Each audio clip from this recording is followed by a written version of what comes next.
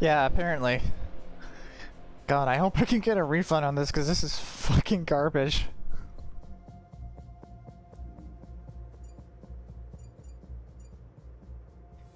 So yeah, it's pretty much pod racing, I guess.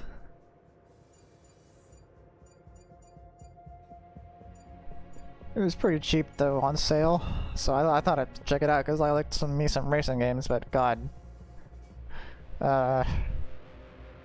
Fast Racing Neo is a lot better than this. So wait, what's this? Upgrade?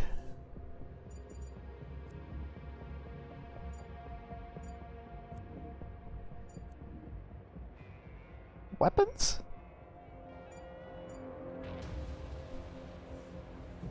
I mean weapons.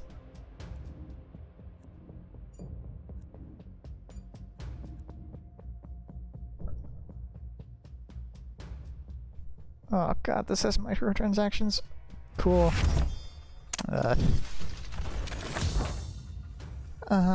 And they all look the same.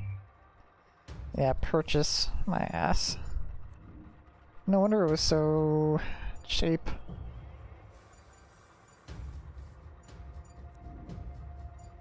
Let's try this one. For some reason I didn't hear the notification. Oh, I got the message. Oh. It's over! I got some rubber banding. Wrong way, what do you mean? Oh my god, this chugs like ass. Probably gonna switch to a decent racing game after this,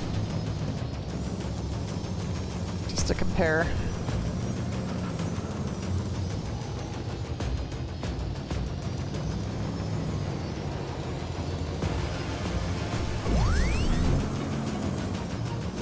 Ah, fuck. It's pretty barren.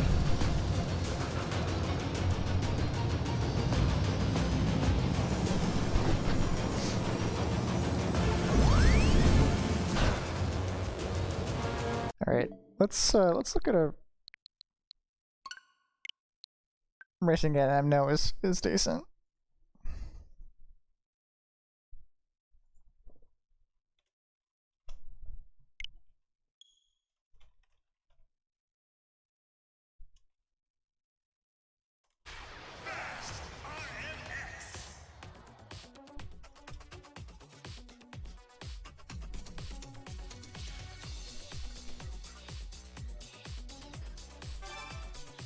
Fast! So I've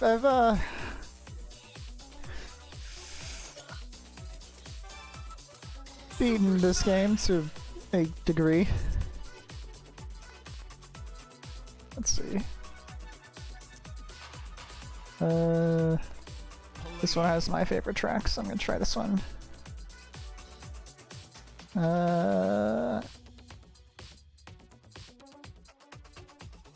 I'm gonna go with Rockdale.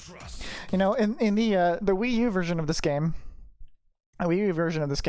every single car, or they call them machines, they had an associated country that they came from with a map. I thought it was pretty cool. Rockdale Trust was apparently the Australian one.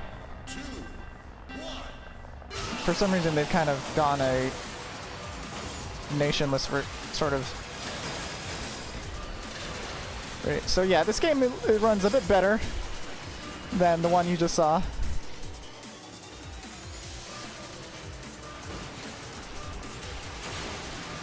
It comes from a German developer called Shinen. They also made this thing called the Tourist, with the Y.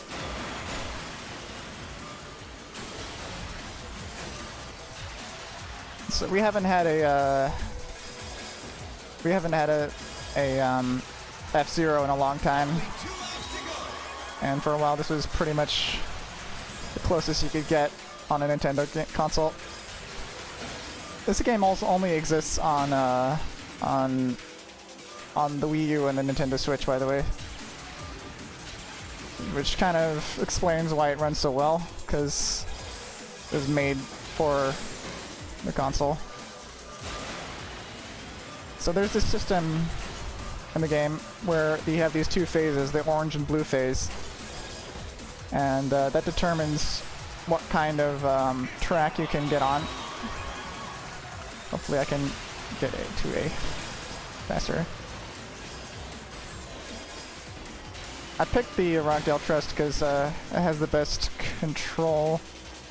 Like, you can turn really fast and the highest acceleration, so that if you make mistakes, you don't get punished too easily, because I haven't played this in a while. One problem with this game is that it doesn't have very great online multiplayer. It's really not, online is clearly not their forte. Okay, second place. I mostly wanted to get to the second track because this track has my favorite song in the game. I don't know why. Wait, no, is this the one? Yeah, I think it is. There's something kind of very like epic about this song and this track. It feels like it tells a story.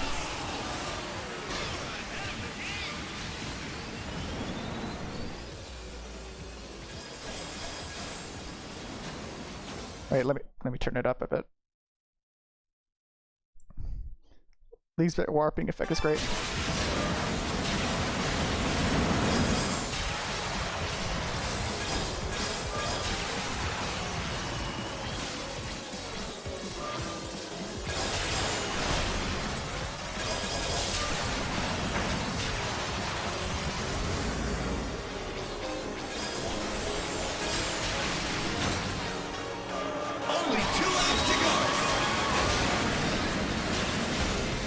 And this is not even the fastest mode in the game. This is only supersonic. Ah, fuck.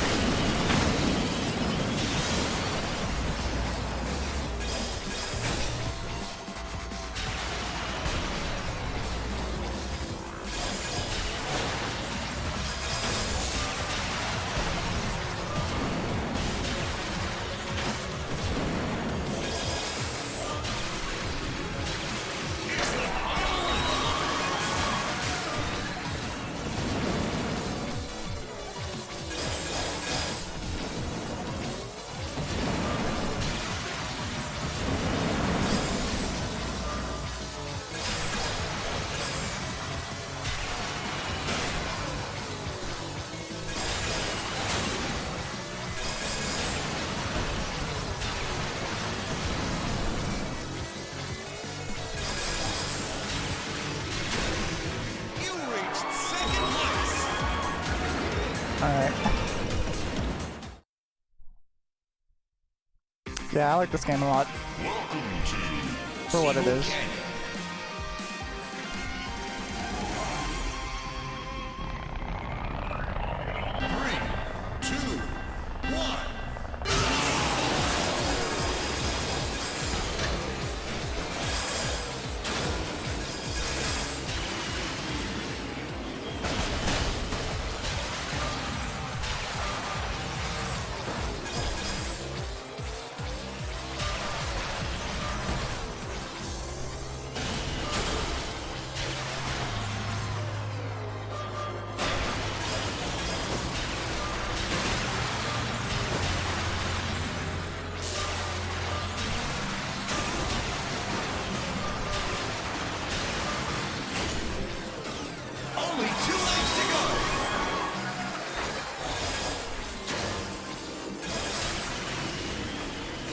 Ah, fuck.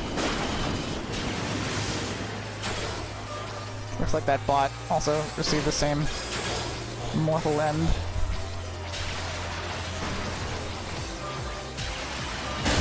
Fuck.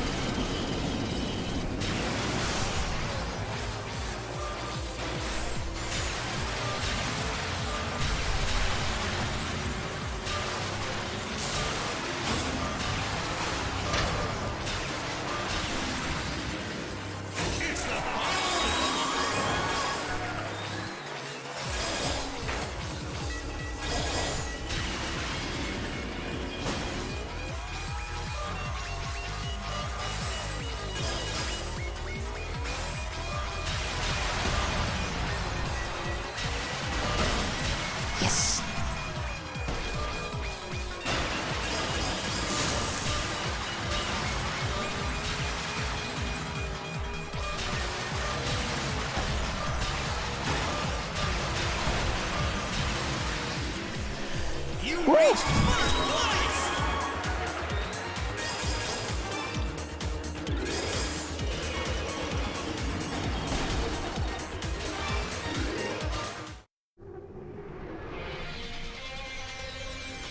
Thank you. They're pretty good for not playing for like 6 months. Congratulations! Congratulations.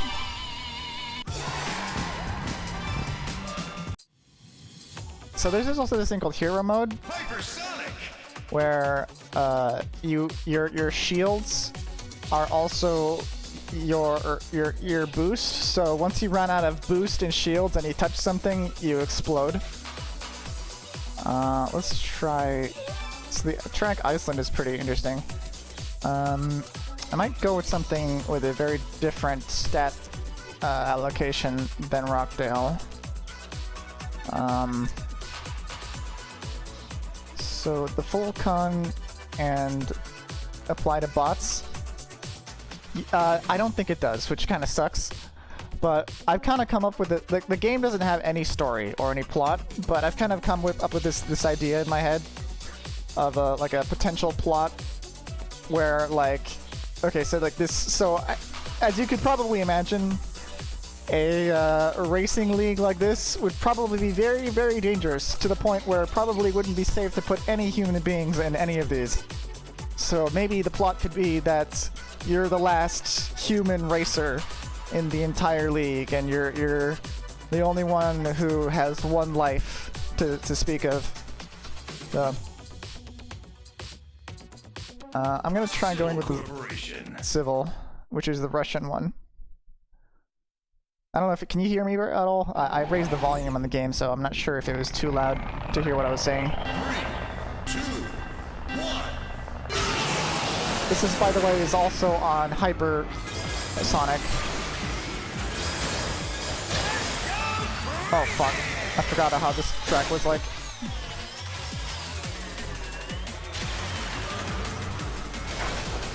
Oh fuck!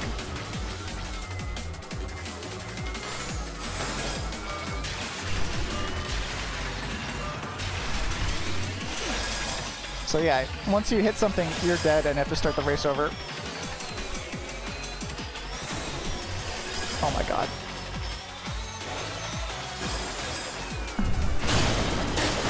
Please try again. Like that. Alright, I'm gonna try going with something a little easier to control.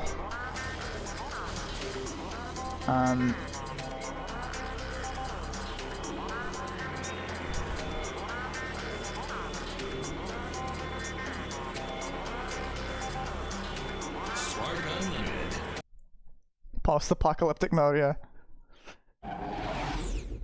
I believe this is the... This one is from, like, Canada or North America. This particular car.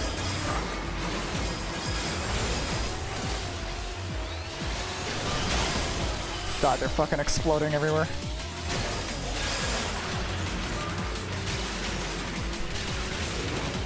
Oh, fuck. It's like pinball in here.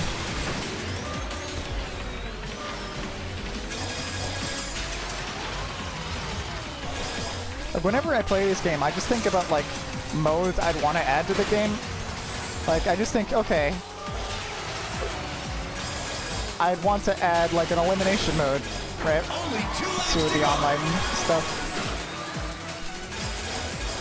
Or, like, a mode where every time you boost, it leaves a trail behind you of the color that you boosted in. And any person behind you, if they use the same color, they can boost along that track, or something like that.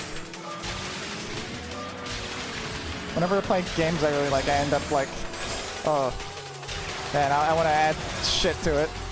Even though I probably wouldn't go too well because I don't know anything on game design.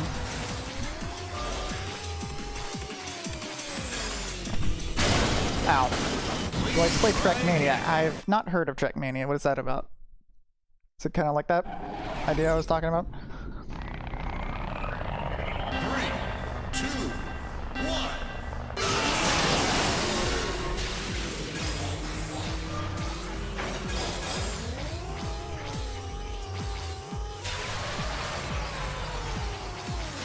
Okay. First place, not bad. Pretty bad. So no, I haven't heard of Trackmania. I'll have to check that out after this level. 3, 2, 1. One thing I wish this game kind of did more of is like sort of incentivize you to like bash heads with the other racers, because that's kind of what's on the box art or the cover art.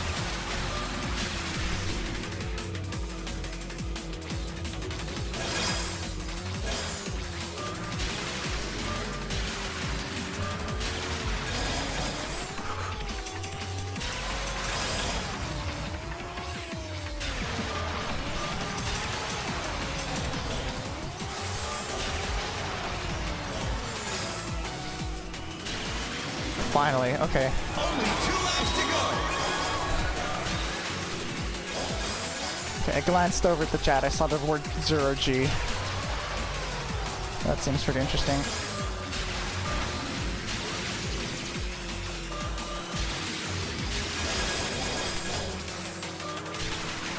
Whoa. One time I was driving along that track and I spun around in a circle. Ow. It's very moddable. The tracks are built very 0G like this. I see. Be right back. I have to go to the restroom.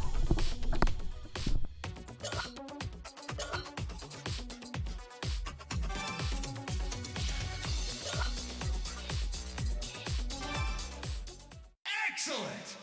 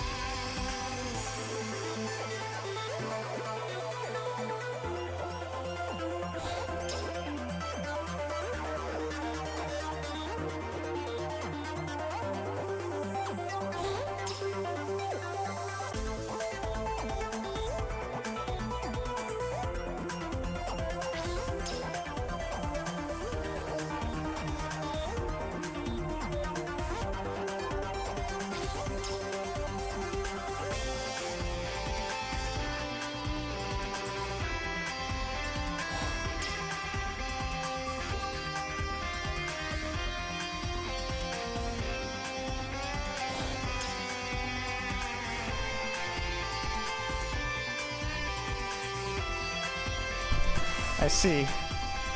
I guess it must be something like Carboys. By the way, can you hear me fine over music this loud?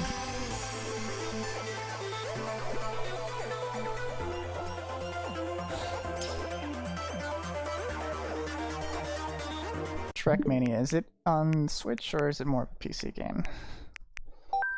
Music's a little loud, I'll turn it down just a bit. How about to negative 3.6 decibels? Might want to do like a audio duck, but I'm not really sure how to do that.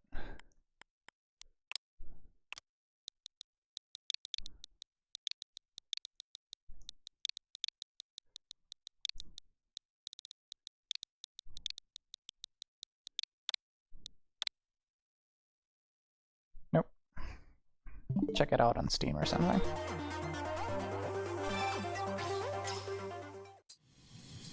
So another thing about this game, it doesn't have a lot in terms of online players, so you'd have to probably organize it with some people you know if you wanted to play it online.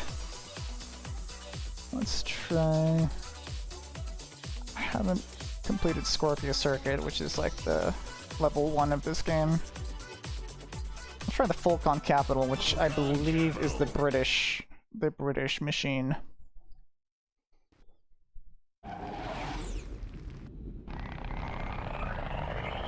believe this level has sandworms. Not to spoil it, but also a neat thing about the hero mode is every single level is flipped. It's mirrored. Oh yeah, that beeping noise is me running out of shields. The Falcon Capital feels a lot slower than some of the other machines, but is apparently faster. That's because it has slow acceleration but a high top speed. Makes it a lot harder to turn, but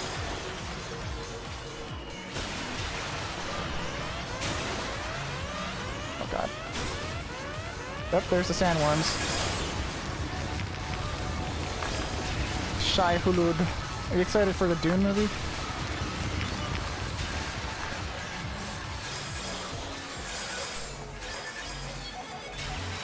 Only 2 laps to go.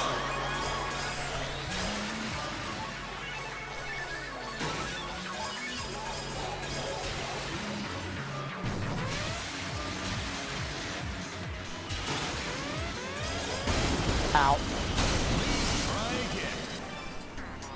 Try again. Never got very far. Yeah.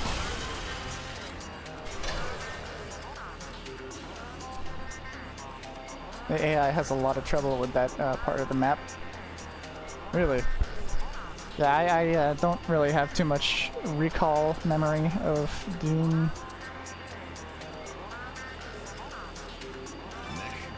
Design.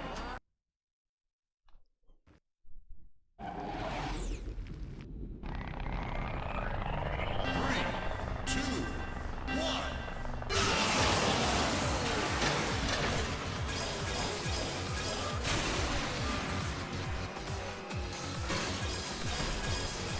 Board game?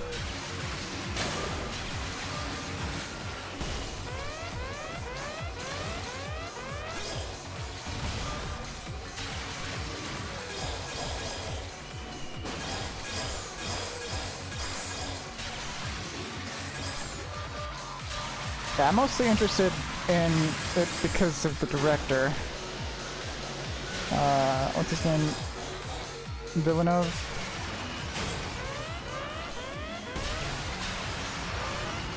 Denis Villeneuve. Because he did Blade Runner 2049. And also Arrival. I wasn't too big of a fan of Arrival, mostly because the premise was something kind of already thought of before, but so it was a little predictable.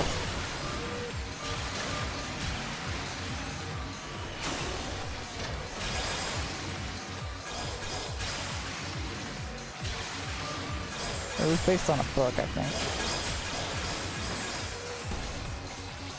I was a lot more impressed with Blade Runner 2049 than Arrival.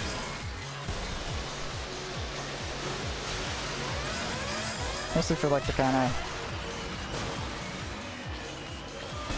climate realism that it had, but with a very gloomy atmospheres. Very, very kind of post-apocalyptic.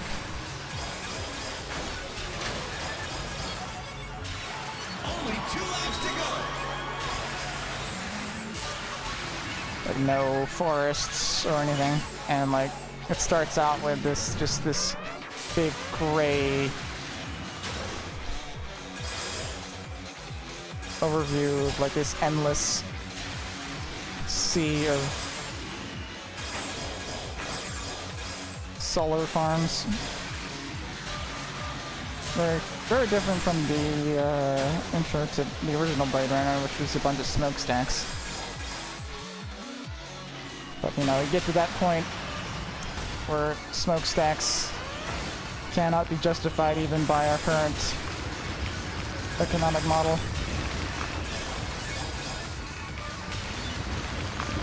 We're probably going to get to that point where it'll be very much too late in terms of our climate, but they'll be forced to turn to very much and non-carbon energy system just out of pure necessity.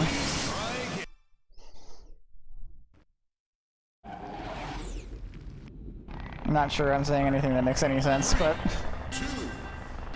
it is 1 a.m.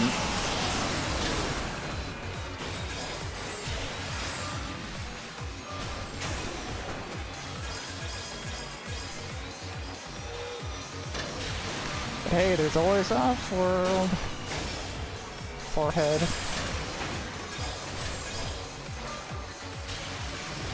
Weird how they put these spinning turbines in the very first level of the game. It's probably going to be a little bit less obviously apocalyptic in real life, as most things are, but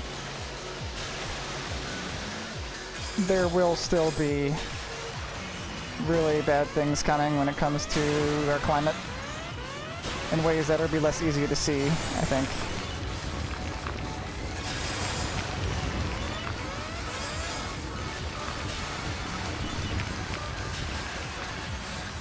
Which is why it's important, I guess, to have movies like Blade Runner 2049, because they make...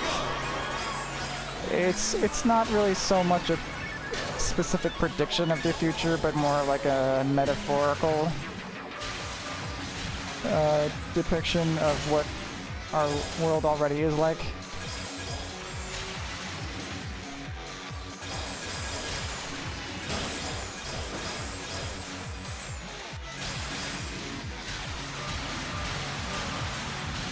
Have you ever seen Snowpiercer?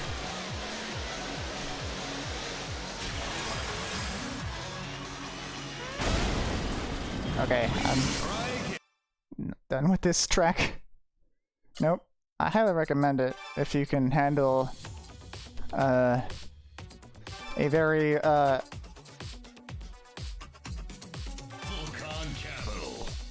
intense story, to put it lightly. It's by Bong Joon-ho, who made Parasite. Have you heard of the movie Snowpiercer?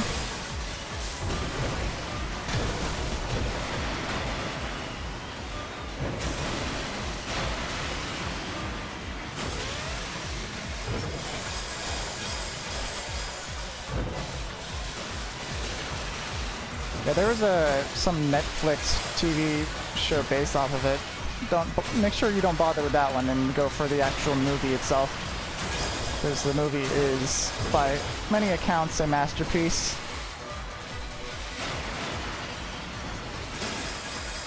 Possibly purely just on how intense it is, but it's a pretty good one. I recommend it. If you've ever seen Sunshine, it's about as intense as that.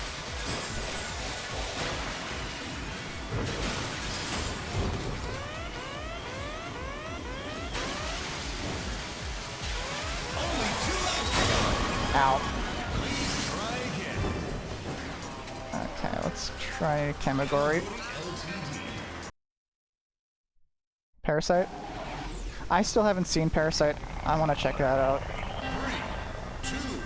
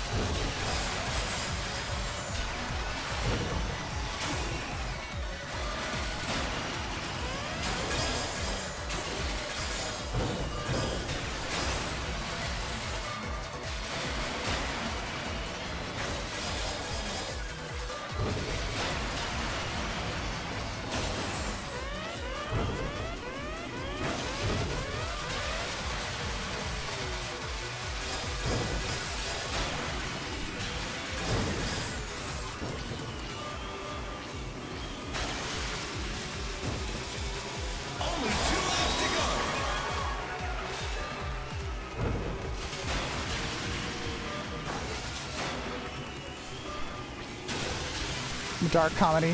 Yeah. The Snowpiercer is very violent. There are some like dark comedy elements to it, and there are a lot of surreal elements to it. I don't want to spoil them too much, but they kind of tie into what I was talking about, like how about metaphorical representation as opposed to, you know, realism. Because the premise of Snowpiercer is absurd. So, you know, the last human beings on Earth trapped inside of a train, like that's of course completely insane. But the movie is very much aware of that, I think. Especially towards the end,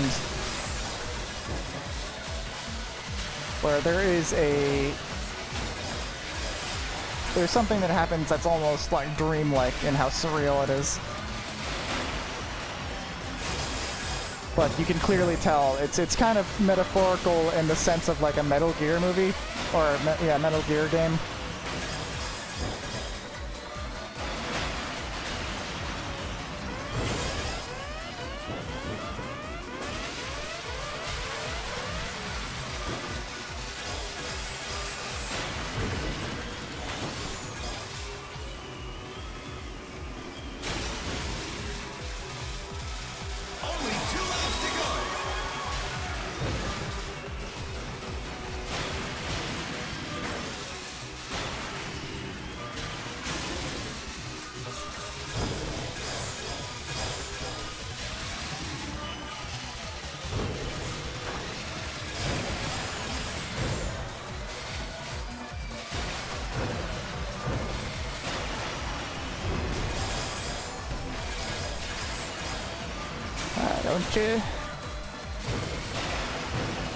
Don't you come up behind me like that.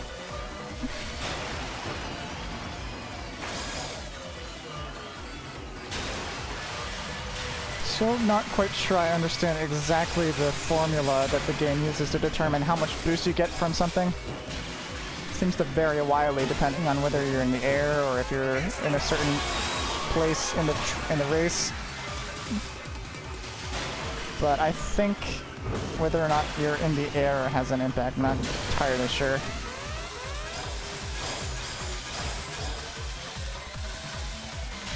feel like there's a lot of factored out that could be made to make the game a little smoother.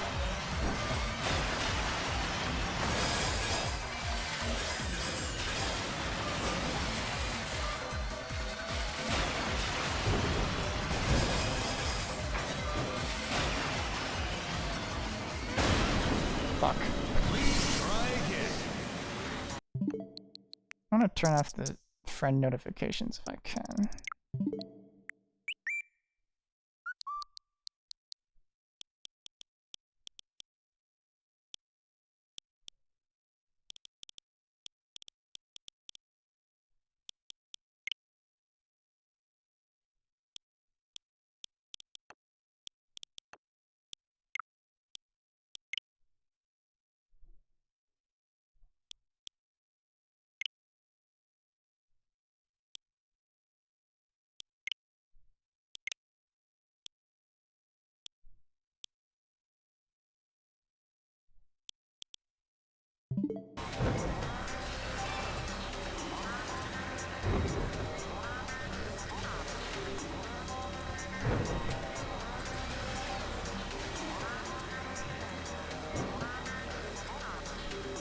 I just didn't want the constant notifications right at the end. Yeah. I'm gonna try full con again.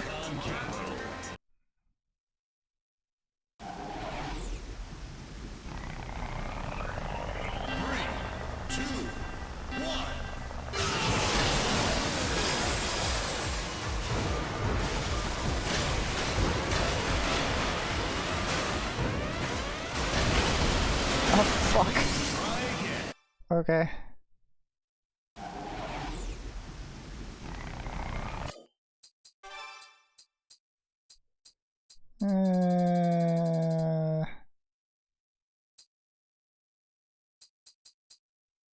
Exile GmbH.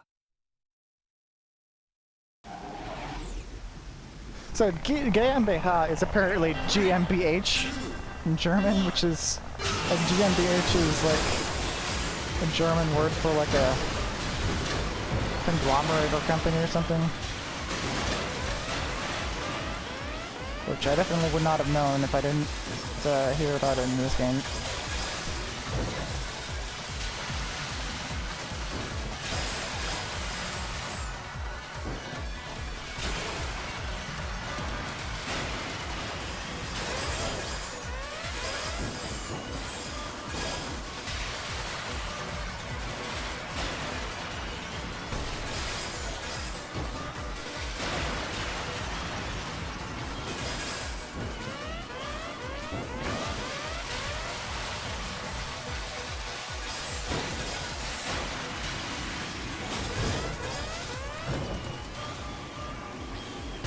We seem to be making good time.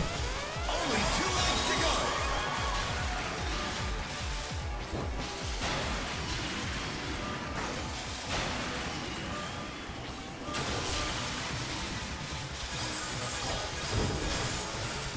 This part of the song where it goes da da da da always reminds me of Terraria for some reason during the rain weather event. I don't know why.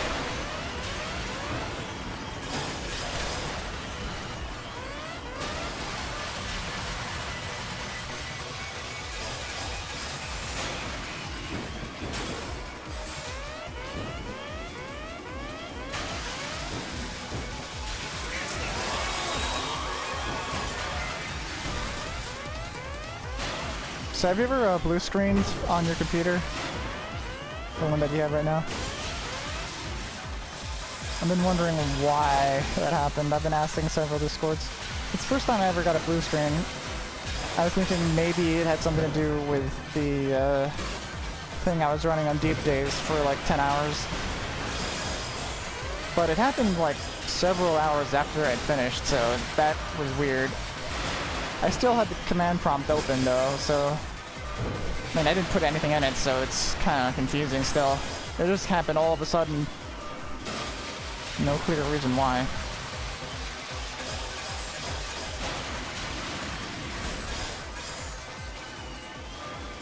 Alright.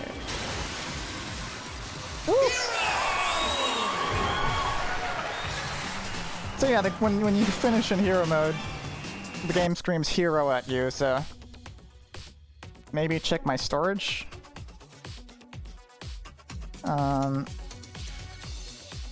I got at least 70 gigs on each drive, so I don't know if that's the problem. I've been thinking of getting another a solid state drive. At least 250 gigs, because I've been working with some big files lately.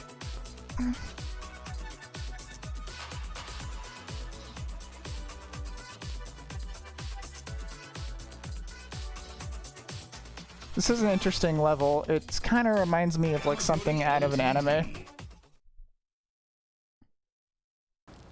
With like the decaying city with robots everywhere.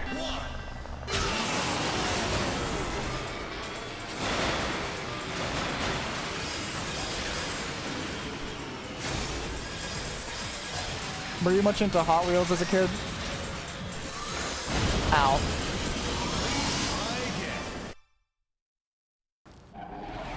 I remember there was this game on like Windows 95 or something where it was pretty much like an FMV, but had some cars. You kind of drove around this track that was in someone's house. And it was kind of like the track went throughout every single fucking part of their house. Only 2 laps to go. Ow. Try again.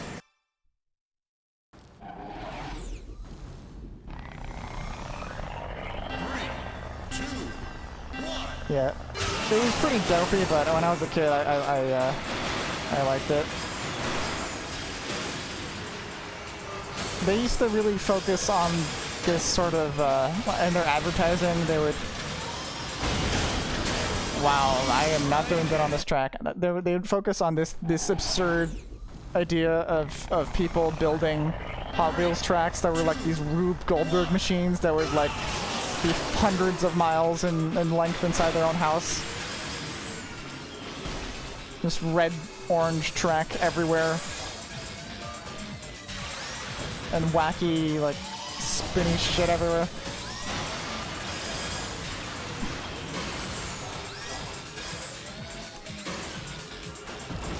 This was back when people still played with toys instead of iPads. Only 2 laps to go. Back in my day, we didn't have so mangly digital contraptions. We had our own physical plastic toys. No amiibos. Beanie Babies.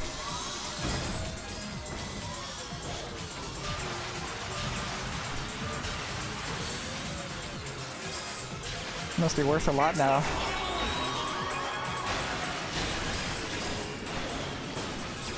Have you invested in the Beanie Baby economy? Oh god.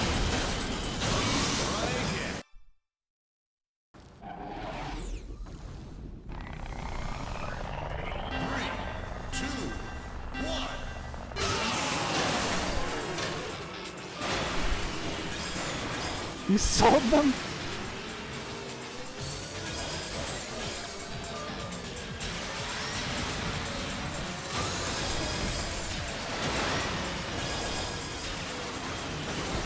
Times were tough. We had to sell our Beanie Babies.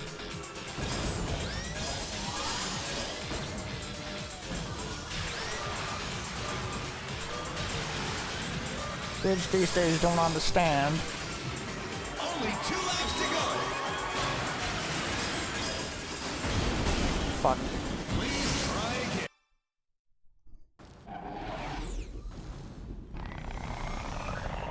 Three, two, one.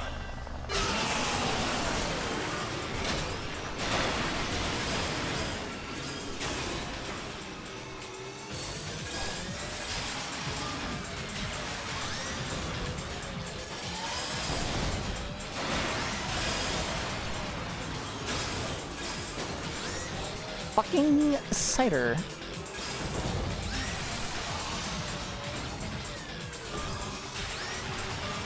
So yeah, I wasn't able to do any Metopia today. Poor Chris is recovering from the vaccine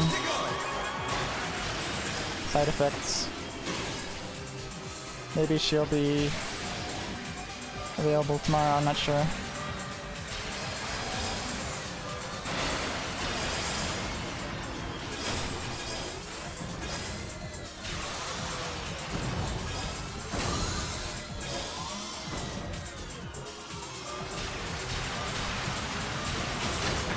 Ah, fuck you.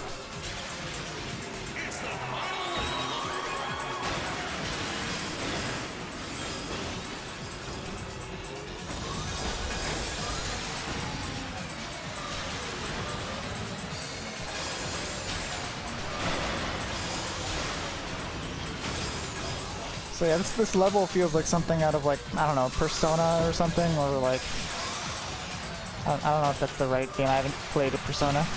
Maybe, what's it called? Nier Automata. The second shot is the worst.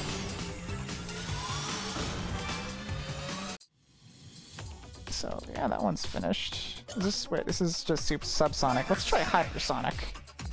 For some reason, sometimes subsonic is even harder than hypersonic. I don't even know why. Like having to worry about corners.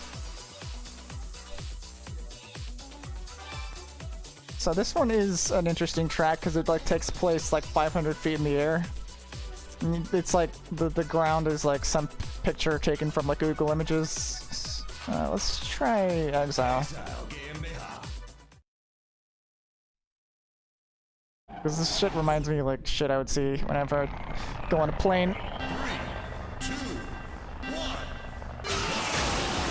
When I was... Yeah, you can see down there. Ow. At least the game runs. At least the game loads fast.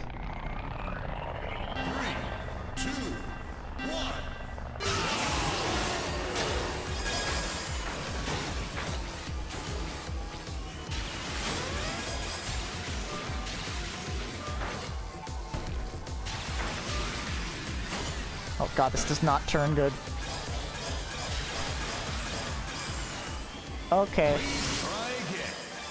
Yeah, I'm definitely gonna need something that turns faster. Acceleration. Guangzhou. I'll try the Carcharodon. I don't know how KR becomes Carcharo.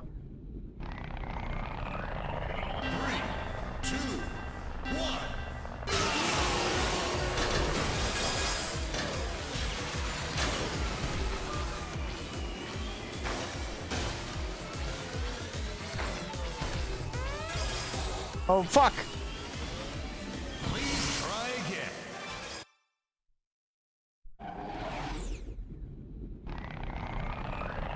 3, 2, 1. This track is not easy. Alright, Rockdale, let's give you a try, Rockdale. I always like to call it easy mode. 3, 2, 1.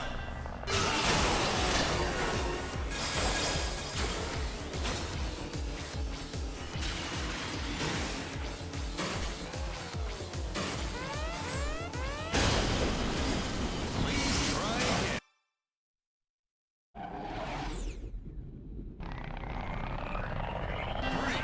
3, 2, 1.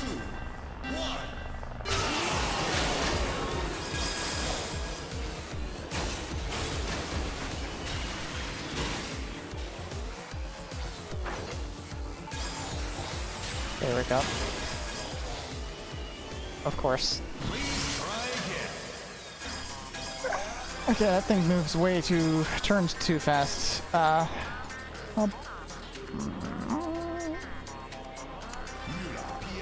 Mula. Alien Pet Exchange. So it's like, as if Petco, produced an F1 car. Which is what would happen, probably.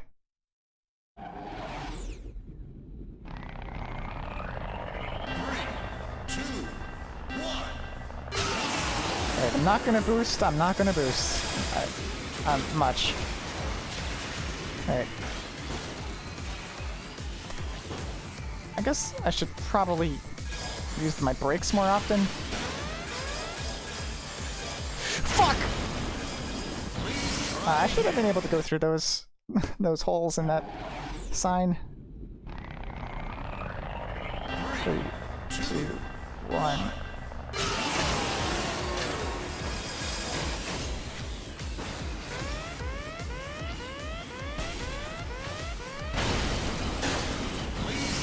Okay, I'm just gonna try a different track.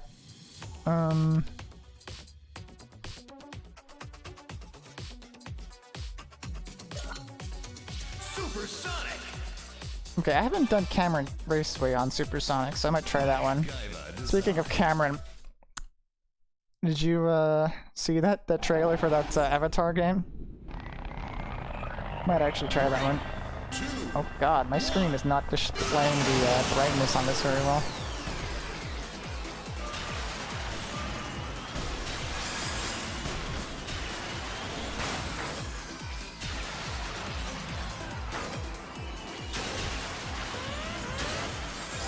No.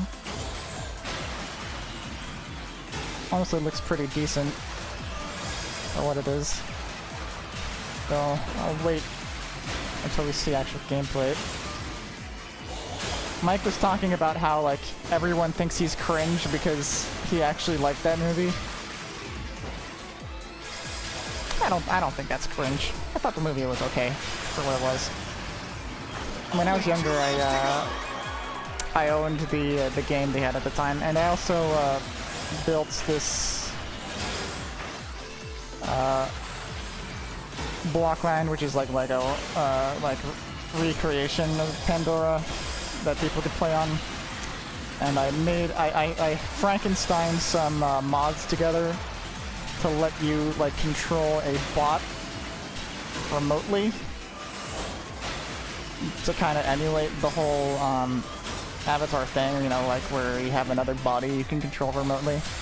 Though, of course, if you were to ever die while controlling the bot, your game would crash. So, didn't work perfectly. Please try again.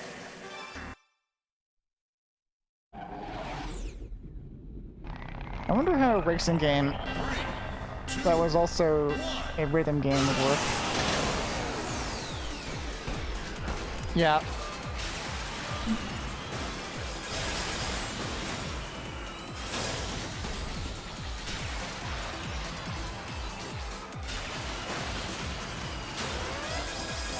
I hope that the second movie is like focus on apparent focus on like underwater life, like actually is a thing and not just a PR stunt, because that would be nice for it to, you know, actually be different enough to warrant a sequel like that. One of the things I liked about it was the whole like the alien life thing. I always really liked speculative biology, like speculative evolution stuff. There's this book by this concept artist called Expedition, by this guy called Wayne Douglas Barlow. I'm not sure if you've heard of the name Wayne Douglas Barlow, but you've probably seen stuff by him. He worked on things like, he worked on Avatar, he worked on Hellboy, his designs are in Pacific Rim for like the kaijus. His designs are in the Harry Potter films. Yeah, he's done a lot of wacky stuff. I think his style is most evident in the Hellboy movies, because he also made a book called Barlow's Inferno, which is kind of like a visual Dante's Inferno.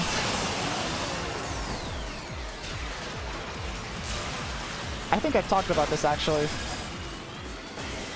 Yeah, I already like sent shit about this to you, now that I'm remembering it.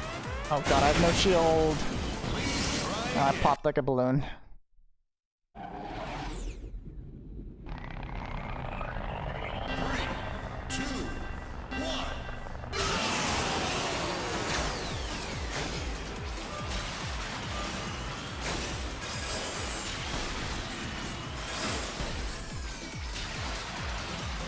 Give me a sec. Let me get a picture of like something he's drawn for Expedition, because I think that just stuff is cool.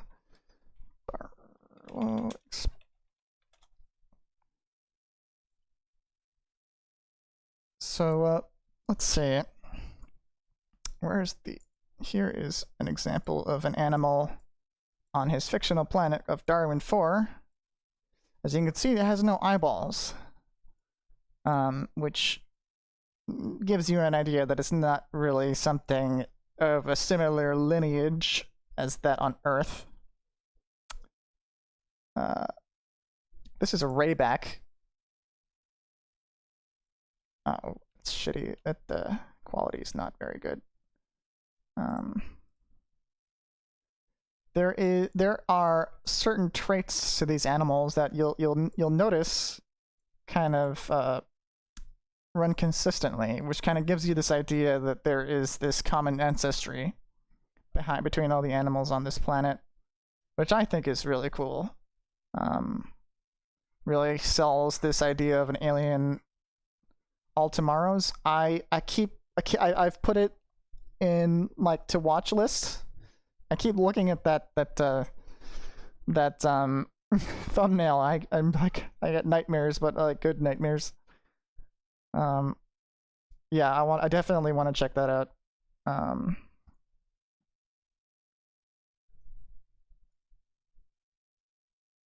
This is the equivalent of a caveman on the planet of Darwin 4. Let me get a picture of the Eosapien.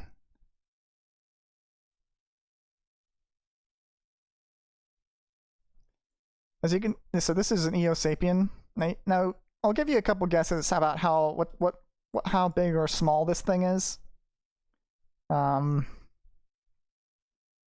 As you can see, it's floating in the air. It's this weird avocado thing with really strange shapes. But once you compare it to a bunch of other animals on the planet, you'll notice like trends and consistencies. Like you'll see like the bladder on the top of it, which kind of serves as the balloon. You see that in a lot of different animals on it. So it has these two appendages. I guess you could call them arms, holding this big club. Now, you might think this thing is about the size of maybe like a person, or maybe the size of like a rhino. This is how big it is. So, Darwin 4 has slightly lower gravity than Earth. This one is not, this is fan art, so this is not drawn by Wayne Douglas. But this kind of gives you an idea how big this thing is. This was the first intelligent life that they found on the planet. They have like a pack mentality, and they not pack, they have like tribal mentality and have a lot of curiosity. You could probably guess that the opposable appendages had something to do with the evolution of that kind of intelligence, but they look like they have spaceship cabins. Oh, the thing on the right in their body, the thing on the right was a spaceship, if that wasn't obvious. You can see a little man standing in there. The design for that spaceship is actually from the book. So the spaceship cabins, what do you mean? The like the holes? Yeah, the animals on Darwin 4 have a lot of holes. You'll notice there is this tendency to have holes and cephalons, which tie into like their means of echolocation. Holes. This is a spring wing, which I guess you could assume fills the ecological niche of like a goat.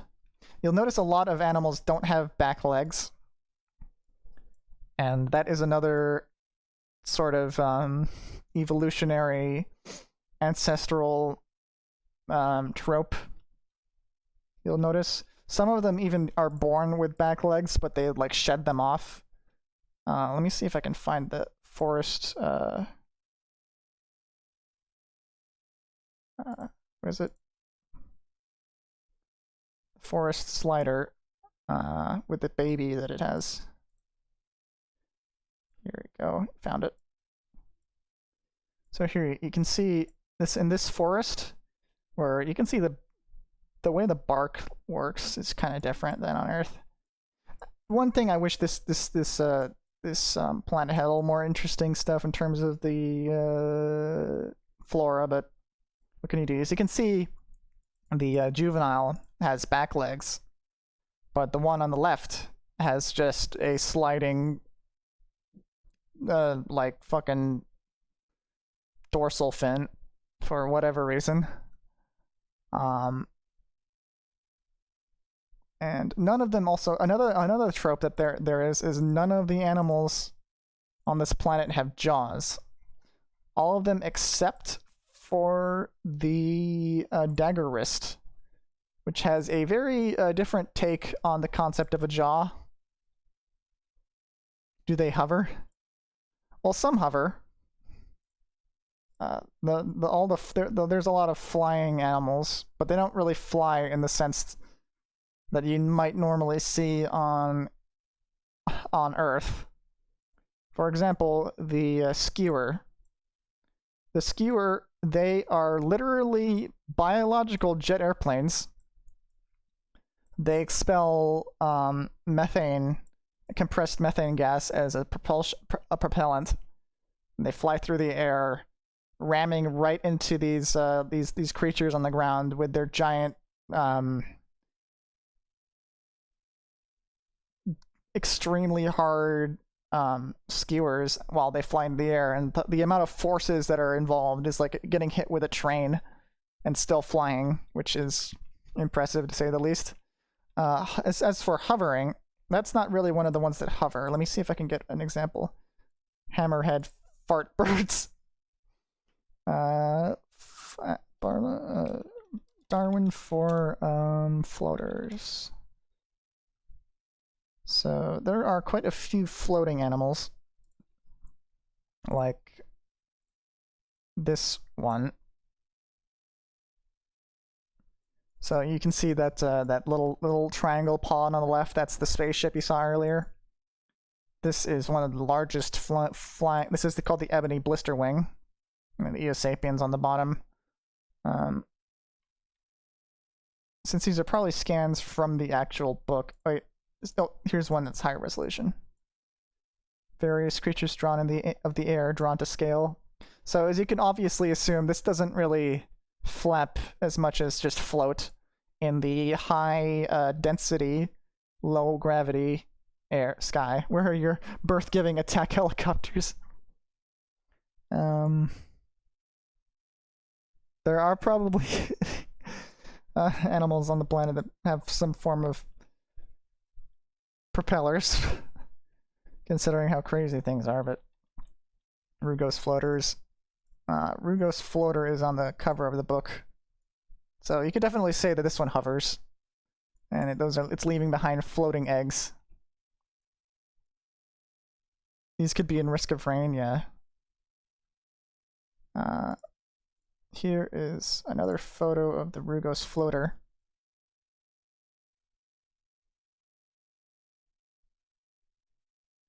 Being punctured by a skewer, as you can see. Which kind of makes me wonder how it would eat this. What would the skewer do? I wonder if they like slow down. When threatened, Rugos floater releases a cloud of chaff-like particulates in order to blind predators. That doesn't always work. Oh, okay. This floater has been pierced by marauding skewers, which have been known to kill for pleasure. So I guess the skewer never really stops. I was like thinking, yeah, it's probably the skewer's probably just airborne all the time.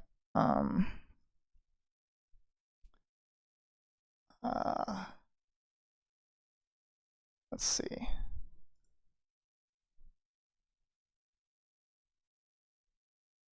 Are there any more floaters to talk about?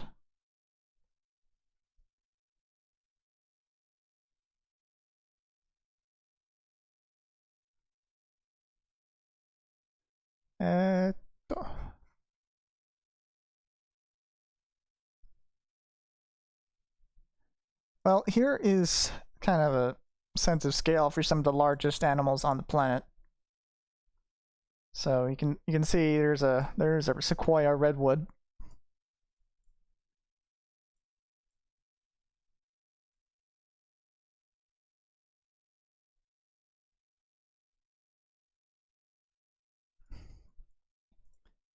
You know, coastal redwood on the left, and a mountain ash giant sequoia on the over on 3, with an elephant, a T-Rex, and blue whale.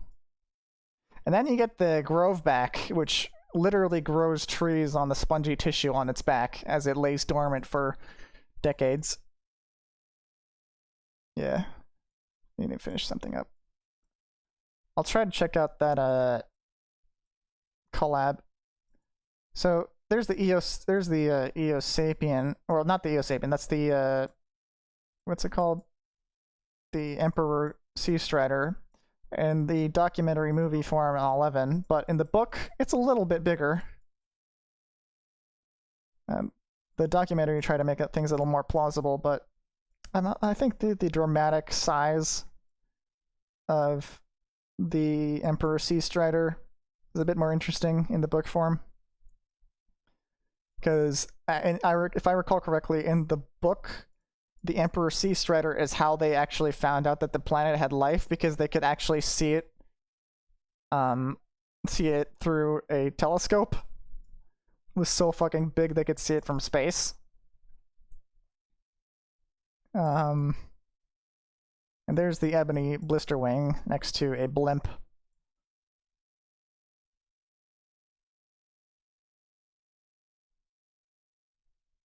So yeah, and the Emperor Sea Striders are really something else.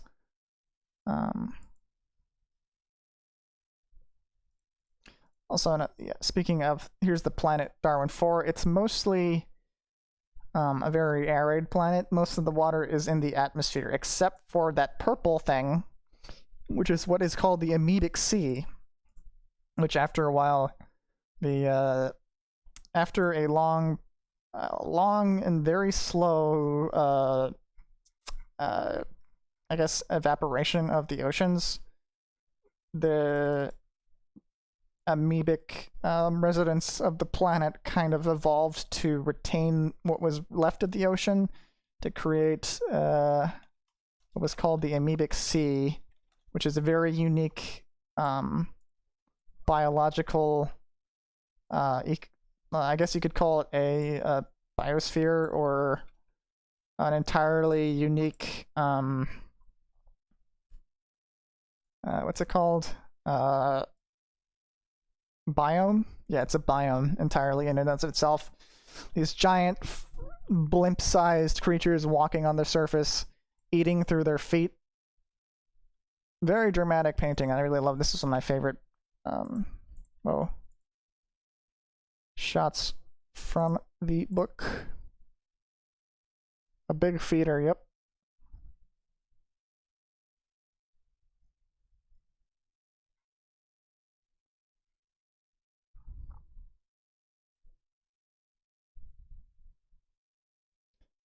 The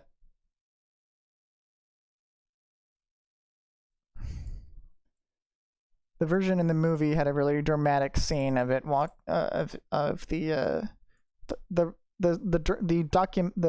mockumentary documentary that had two protagonists, which were these two autonomous robots called Ike and Leo. And there was this really dramatic like a storm that was happening while they were there. Probably could not play it without having Discovery Channel hunt me down and send me to space prison. But here's Ike. Where's his face? He has a little face.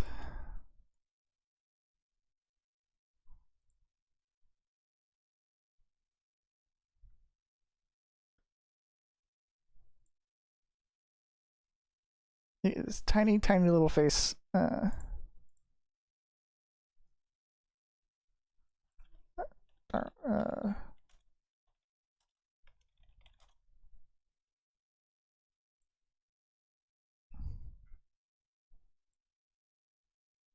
had to be autonomous because the planet's so far away they could not possibly control it remotely. So it had to have like its own intelligence, and they described it as having like the intelligence of a 5-year-old child, which was cute and probably realistic. I remember remaking a lot of these things in Spore when I was younger. Oh shit, this is the thing I made in Spore.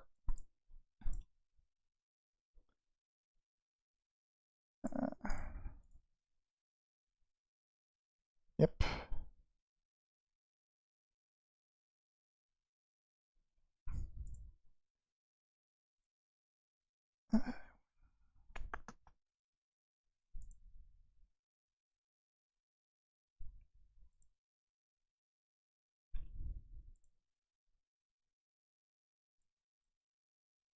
Yep. I don't know how to...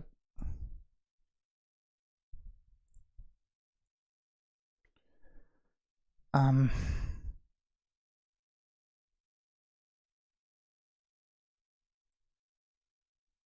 don't know how to scroll on the page exactly when opening it.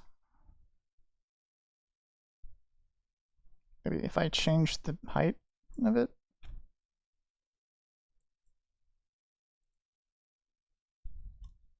No.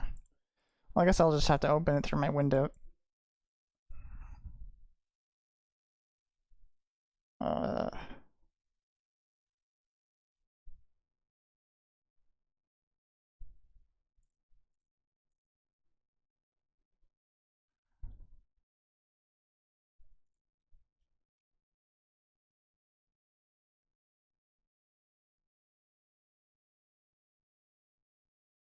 Yeah, this was my Spore account.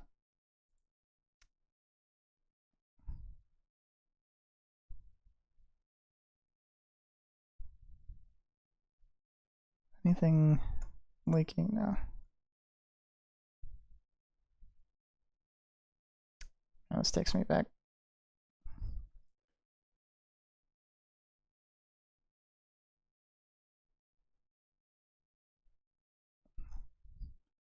I'm not doing a lot of this racing game, but, you know, this is probably a bit more interesting anyway. Oh, hey, here's my Halo Hunter that I made as a civilization.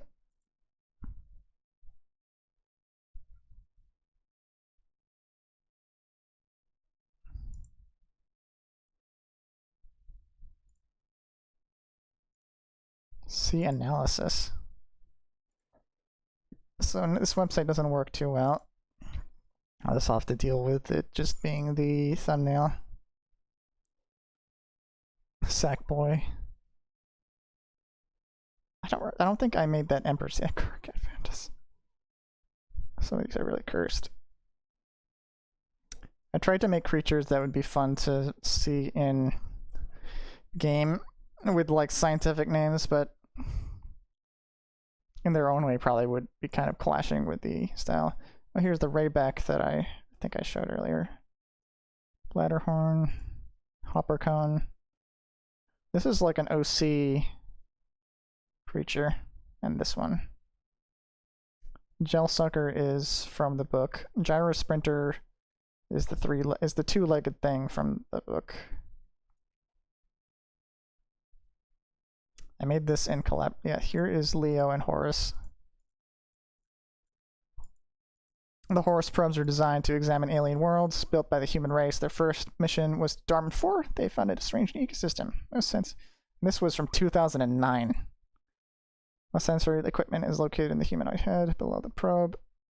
Leo is short for Leonardo da Vinci. Two probes programmed to perform curiosity and take risks. And Ike. Butcher Tree looks like a lever from Zelda games. Okay, let's see. Butcher Tree.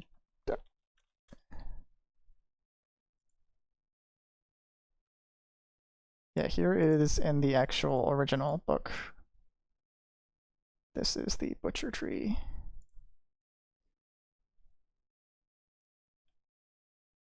And here is a this is a arrow tongue, which is kind of like the planet's version of a T-Rex, hunting some thornbacks. Here's a Rayback that I believe I passed by earlier.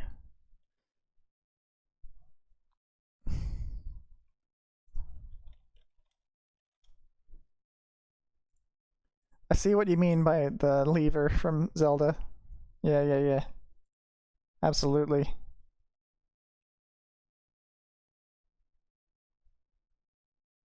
I have no idea what I was thinking with this thing. Um,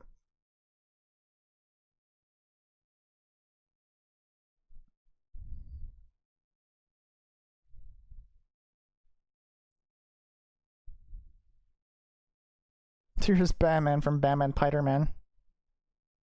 Man, this is making me want to play Spore again, but probably won't happen.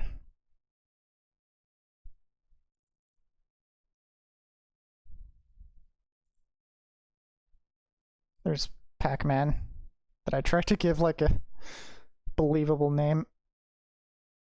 Gourd Tree. The Gourd Tree is actually from Spore. I mean, from Darwin 4. Gourd Tree. From... It's these weird vegetation that would happen in the plains of Darwin 4. Started by some raybacks.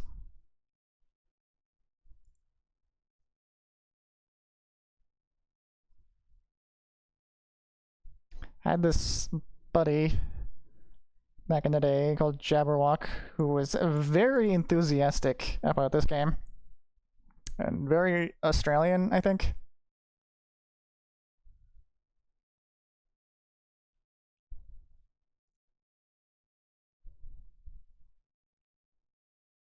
Who would like reply to every single one of my creations.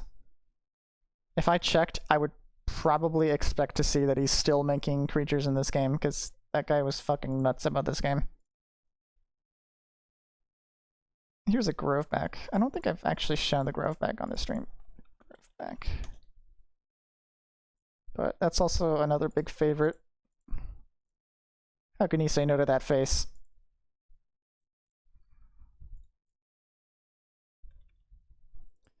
Or that face. There's also a lot of bioluminescence on this planet, which kind of ties into why I started talking about this to begin with. Which is the role that Wayne Barlow had in designing creatures for Avatar.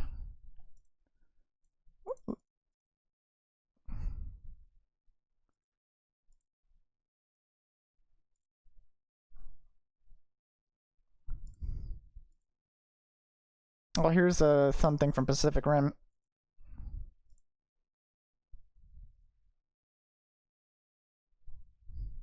Well, that's supposed to be a Martian.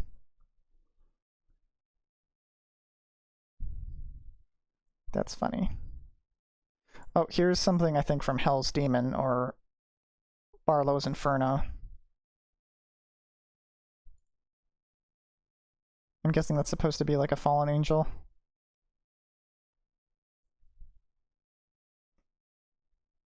Ah, God, I love the sort of mournful, like sadness there is to some of his hell work that you don't really see a lot of. You'll see when it comes to hell, it's either like hardcore heavy metal, it's like brutal, but like there's a lot of like story and sadness to his depiction of hell, which I think is really cool.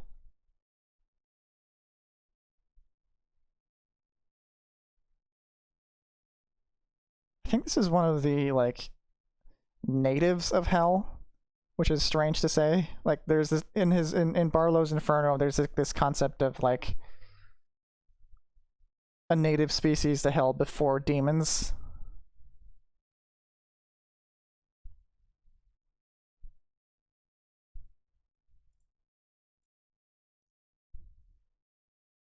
Which I guess is something that has been done several times. Like in Doom Eternal, there are like the Argent,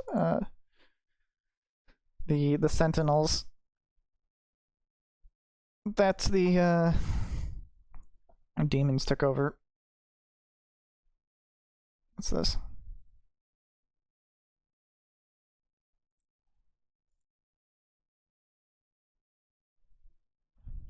Anyway. Grovebacks. Whoops.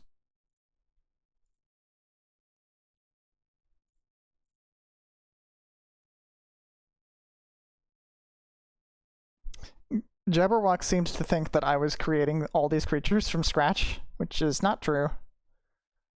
Um,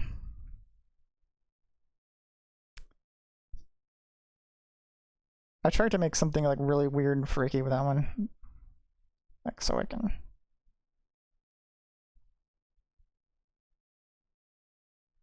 If you've ever read 2001 or 2010 or 3001, you might recognize the Firstborn. I won't really go into that. I tried to make a creature that was like something you'd find on a gas giant here. Here, as you can see, Jabberwock again.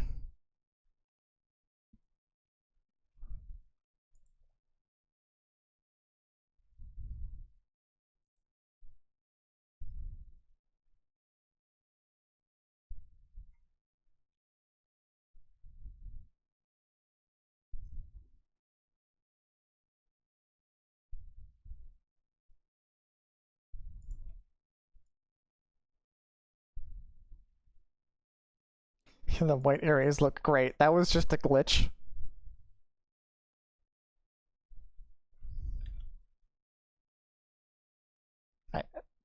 Don't worry about the necromorph Charles Darwin.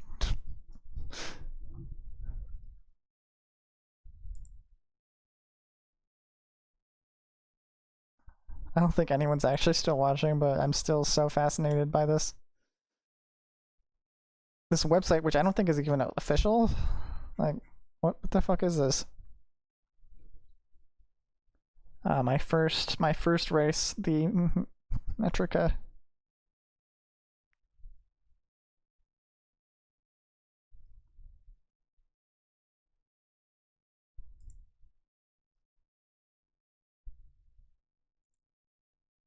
This is like only like half or like a quarter of all my creatures, which is really weird.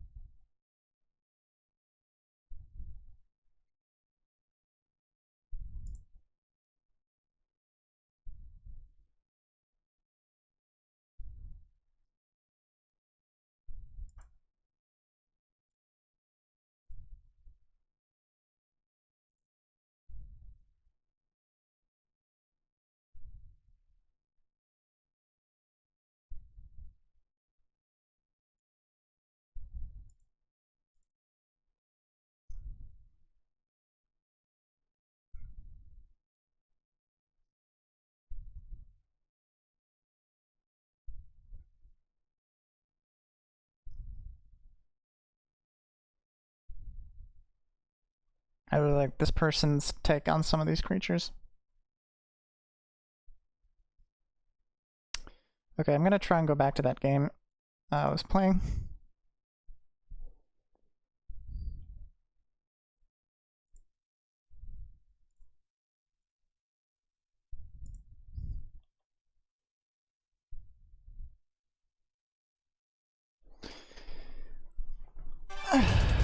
Oh, okay, I immediately die. Try again.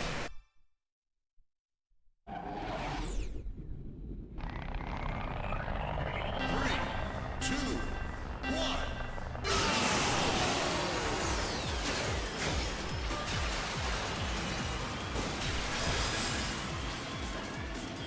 Please try again.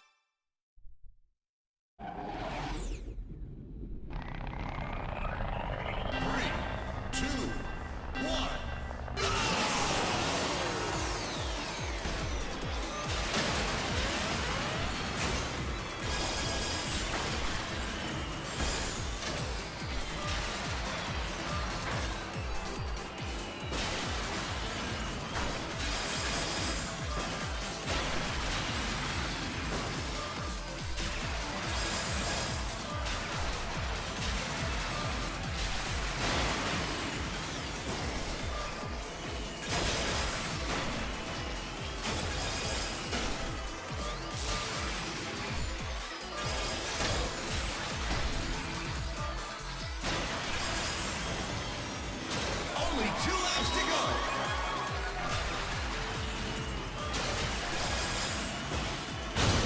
Fuck. Please try again.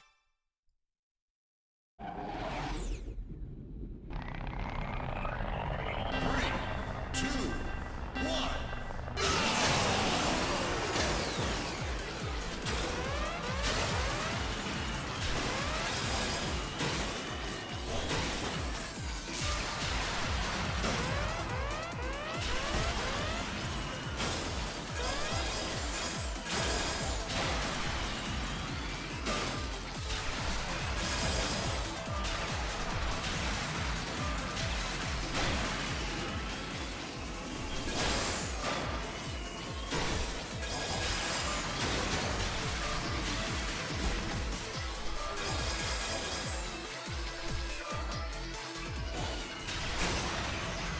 Only 2 laps to go.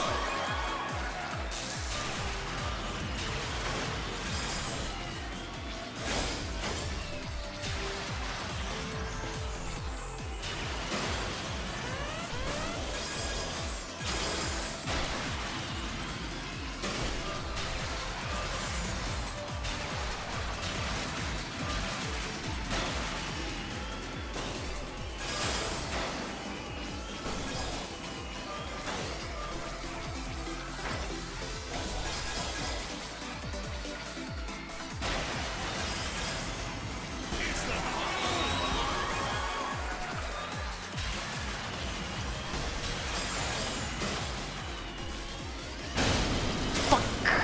try again.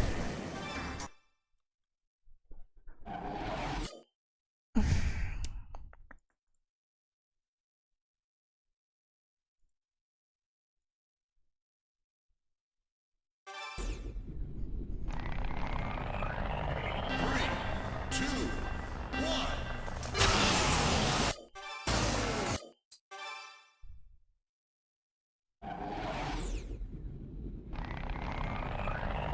Three, two, one.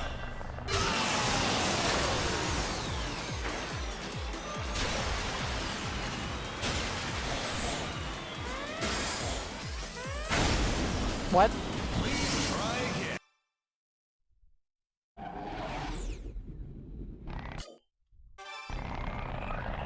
Three, two, one.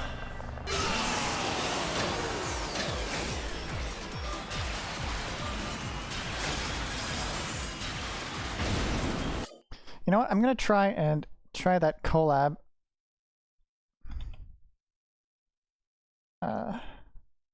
Thing. Because I want to try and do that machine learning stuff. Without having to possibly destroy my GPU. So it was at where? ML Animator. Funding. Funding? Oh, Patreon. I didn't, wait. What? I didn't even know you had a Patreon.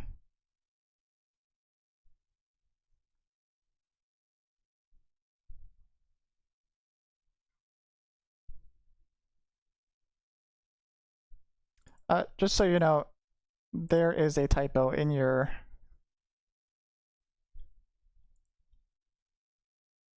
Unless this is a pun?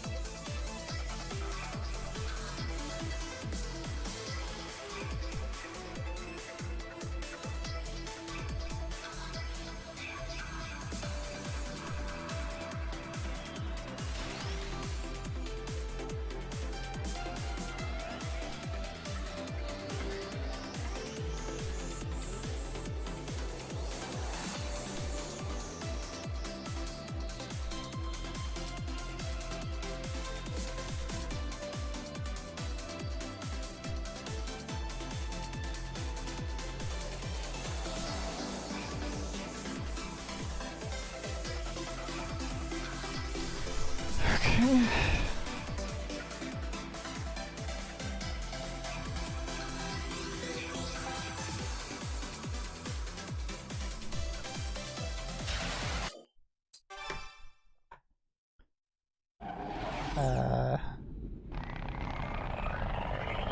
Is this done?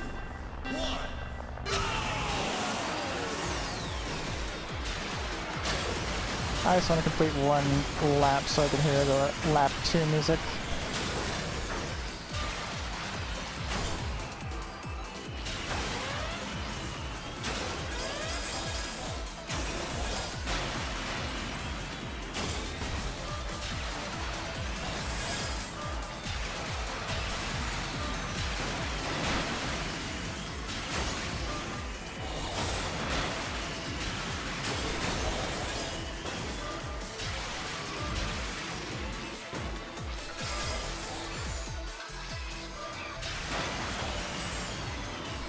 Only 2 laps to go. Wait, there's only a change at lap 3. I'll wait until we get there. Whoa, that was fucking close.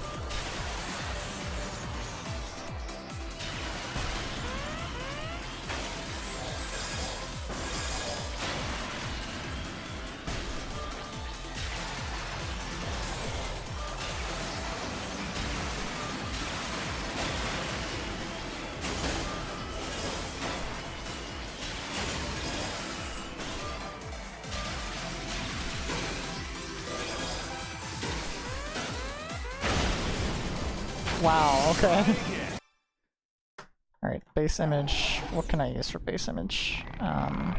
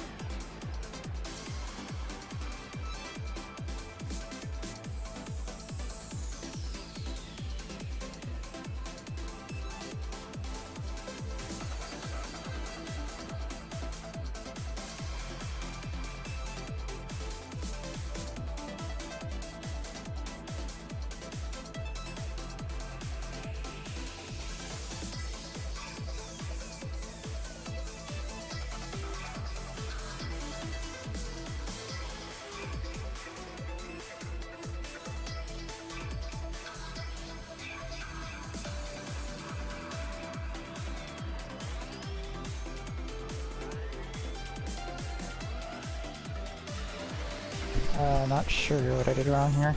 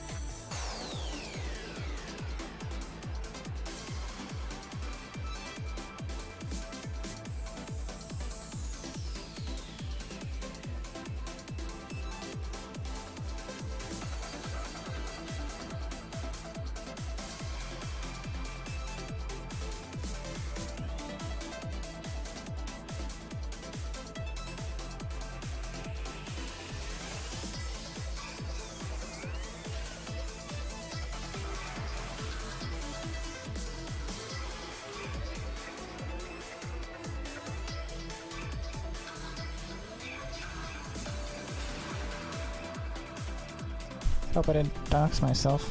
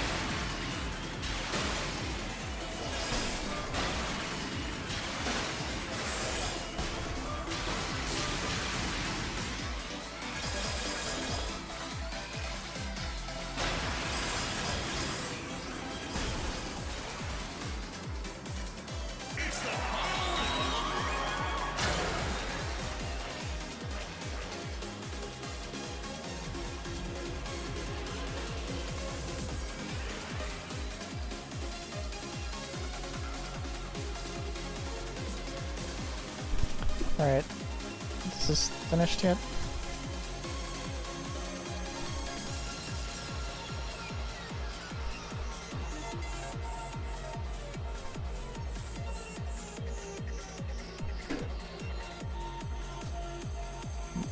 What's wrong?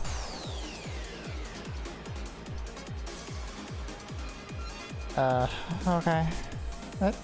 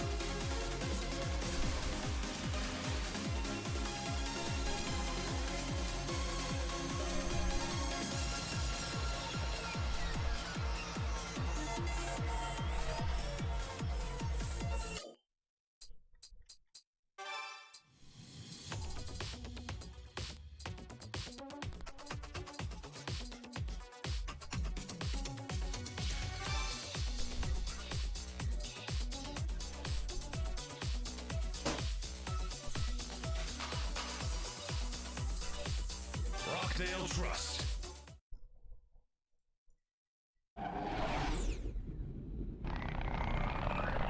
Three, two, one.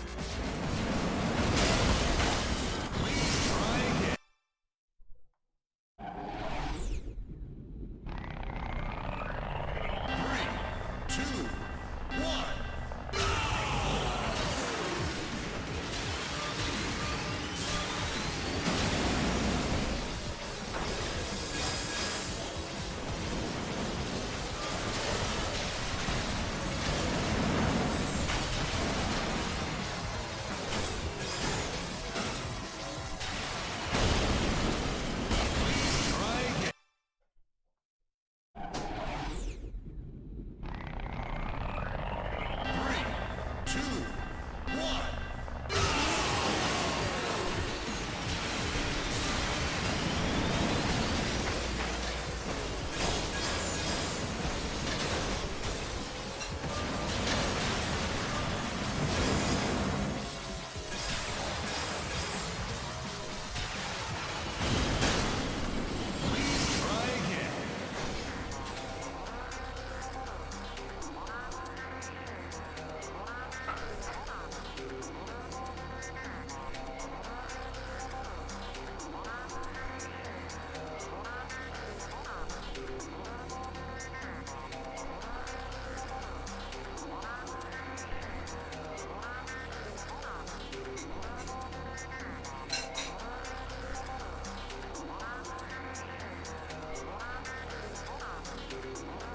Wow, I hate this.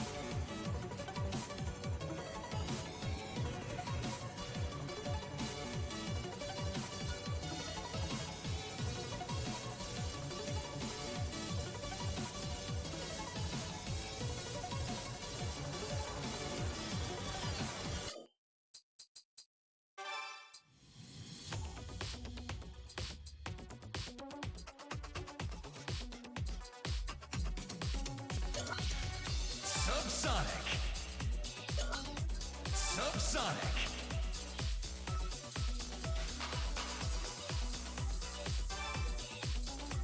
Mura PLS.